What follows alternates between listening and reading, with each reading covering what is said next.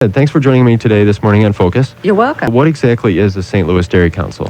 Well, the St. Louis Dairy Council is a nutrition education group, and we provide nutrition education programs and materials for a wide variety of audiences, school, kids, consumers, and healthcare professionals. The St. Louis District Dairy Council has been around for a number of years, actually, and the office has just been moved back from Tuscola to Champaign. Okay, so the original offices in Champaign County were in Tuscola, and now that you've relocated into Champaign, is that going to improve local awareness of the Dairy Council in the area? We're hoping so. I'm responsible for working in 17 counties in the East Central Illinois area. So as we've looked at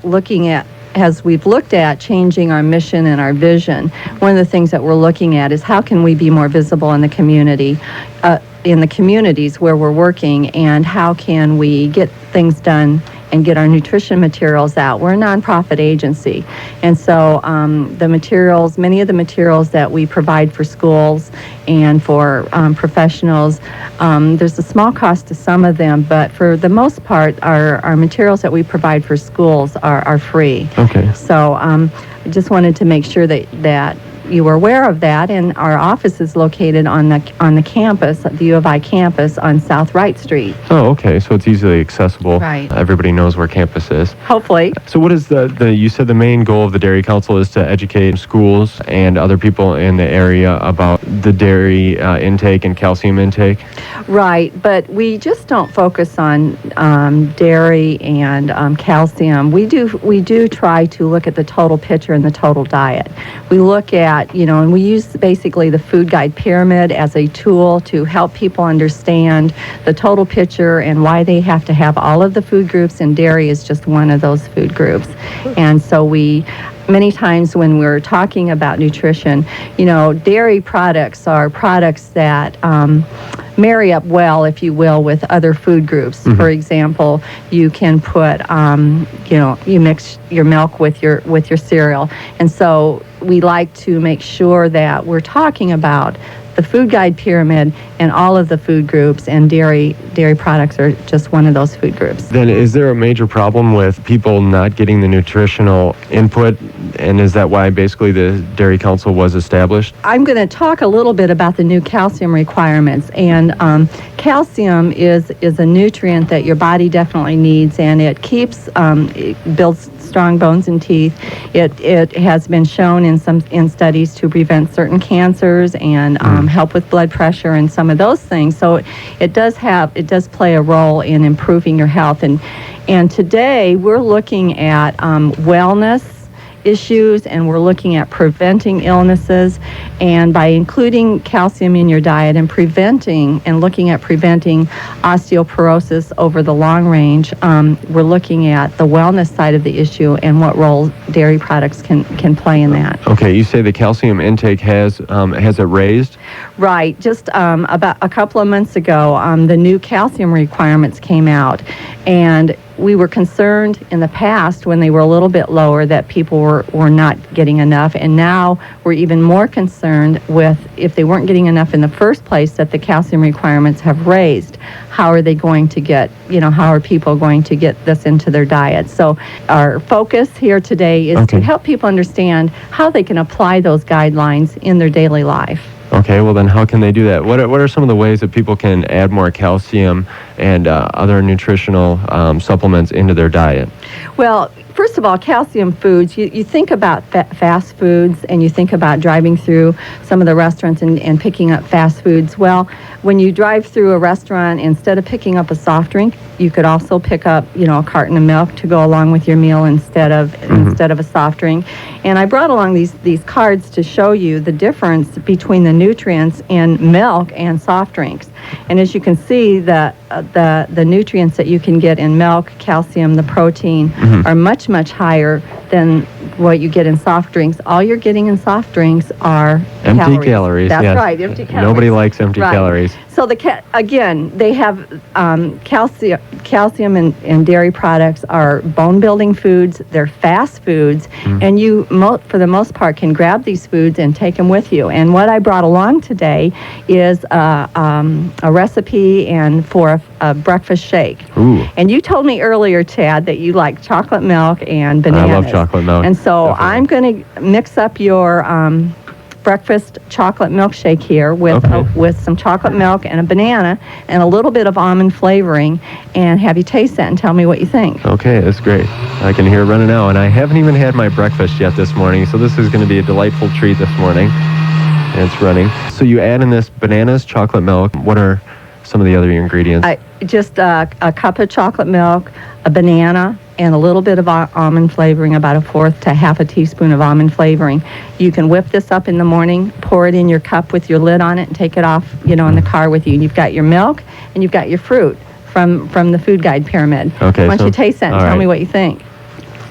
Wow, that is good. Now, was that quick? That was quick. That was really quick. I took a whole 30 seconds to a minute right there. That's right. And if you are really in a hurry when you get up in the morning, you can have that banana cut up and in your blender and in the refrigerator so that it's cold, and that'll make the drink a little bit colder in the morning, because everybody likes cold. Or if you're really drinks. in a hurry, you could just keep the blender in your car on your way to work, and you just be all set to go. You can plug it in, right. So now, isn't that a lot more tasty and more flavorful? Yeah, it beats the soda that a lot of people will drink in the morning. And I know they're drinking it for caffeine, but you get a lot more nutrients this way. Yeah, it's better. It tastes a little better than donuts and coffee every single morning, the monotonous routine of just getting the same old thing. This is something good. Right. I'm going to have another sip here really quick. I brought along a few other things, too, that hopefully I can share with you in terms of how you can get more calcium in your diet in a real practical way. Again, these are the cartons of milk, and you can just pick up these cartons of milk at a fast food restaurant or at the grocery store, the deli, some of the quick food shop places now. Take that with you, stick a straw in it, and you're ready. Now, I understand the saying that I heard that they were going to change the labels on milk cartons. Right. Is that true? Right. They are changing the labels, and probably the only thing that you're going to notice in terms of a difference maybe in the stores are the 2% low-fat milk. What we now know is 2% milk is going to be called 2% reduced fat milk. And so you'll see that change. 1% low-fat milk may be called light milk, but it can also still be called 1% milk. And the skim or non-fat milk can be called fat-free milk, because with skim milk they have removed all of the fat. So by labeling laws, they can actually say that it's fat-free. Okay, because a lot of people don't really know the difference between 2% milk, skim milk, vitamin D milk. Well, it pretty much says that you're going to get vitamin D and vitamin D milk, but when it comes to 2.5% and 2% milk, that people are just kind of like, well, I just don't know the difference, and I just buy 2% milk. That's all. I've always bought 2% milk, not knowing that maybe the other types of milk may offer better nutritional qualities. And the nutrition is probably going to be the same. What's going to be different is the amount of calories that you're getting from the different kinds of milk. From skim milk, you're going to be getting the least amount of calories, and then from the 1% milk, you'll be adding in a few more calories. You're going to get the most calories from whole milk. And so then if you're interested in, a lot of times people will say that they don't want to include dairy products in their diet because they are concerned about the fat and the calories.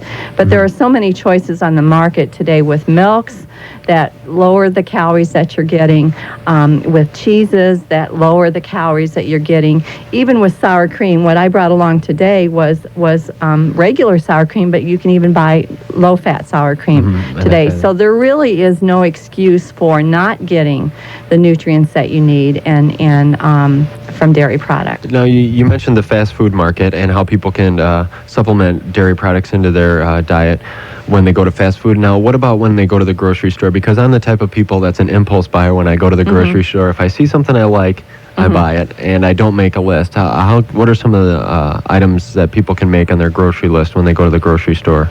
Well, if you're trying to get more calcium into your diet, you need to first of all become familiar with the foods that are high in calcium, and those are your dairy products, your milks, your cheeses.